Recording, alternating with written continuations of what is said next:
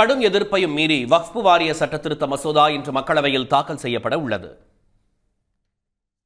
வக்ஃப் சட்டத்திருத்த மசோதா கடந்த ஆண்டு ஆகஸ்ட் மாதம் மக்களவையில் சமர்ப்பிக்கப்பட்டது. வக்ஃப் சொத்துக்களை கையகப்படுத்தும் நோக்கிலேயே மசோதா கொண்டுவரப்பட்டுள்ளதாக எதிர்க்கட்சிகள் கடுமையாக எதிர்த்தன. இதனால் பாஜக எம்பி ஜெகதாம்பிகா பால் தலைமையிலான நாடாளுமன்ற கூட்டுக்குழு பரிந்துரைக்கு மசோதா அனுப்பப்பட்டது. எதிர்க்கட்சிகள் முன்வைத்த அனைத்து திருத்தங்களையும் நிராகரித்த கூட்டுக்குழு பாஜக முன்வைத்த 14 திருத்தங்களை மட்டுமே ஏற்றுக்கொண்டது.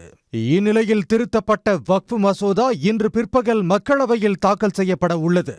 இது தொடர்பாக பேசிய ஒன்றிய அமைச்சர் கிரண் ரிஜிஜு விவாதத்தில் அனைத்து எதிர்க்கட்சிகளும் பங்கேற்க வேண்டும் என்றும் விவாதத்துக்கான மொத்த நேரம் 8 மணி நேரமாக இருக்கும் எனவும் தெரிவித்தார்.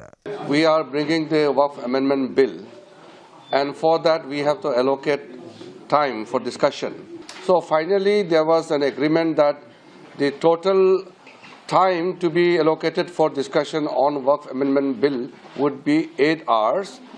Extendable after taking the sense of the House. நடப்பு கூட்டத்தொடரிலேயே வக்ஃப் சட்டத்திருத்த மசோதாவை நிறைவேற்ற ஒன்றிய அரசு தீவிரம் காட்டி வரும் நிலையில் பாஜக எம்பிக்கள் அனைவரும் இன்றைய நாள் முழுவதும் அவையில் இருக்க வேண்டும் என்று அக்கட்சியின் கொறடா உத்தரவு பிறப்பித்துள்ளார். இதேபோல் பாஜகவின் முக்கிய கூட்டணி கட்சிகளான தெலுங்கு தேசம், ஐக்கிய ஜனதா தளம், சிவசேனா, ராம்விலாஸின் லோக் ஜனசக்தி ஆகிய கட்சிகளும் தங்கள் நாடாளுமன்ற உறுப்பினர்கள் அனைவரும் கட்டாயம் அவையில் இருக்கும்படியும் மசோதாவை ஆதரிக்குமாறும் கொறடா மூலம் உத்தரவு பிறப்பித்துள்ளன. தற்போது 542 உறுப்பினர்களை கொண்ட மக்களவையில் தேசிய ஜனநாயக கூட்டணிக்கு 293 உறுப்பினர்கள் உள்ளனர். உடனுக்குடன் செய்திகளை தெரிந்து கொள்ள சன் நியூஸ் பெல் ஐகானை கிளிக் பண்ணுங்க.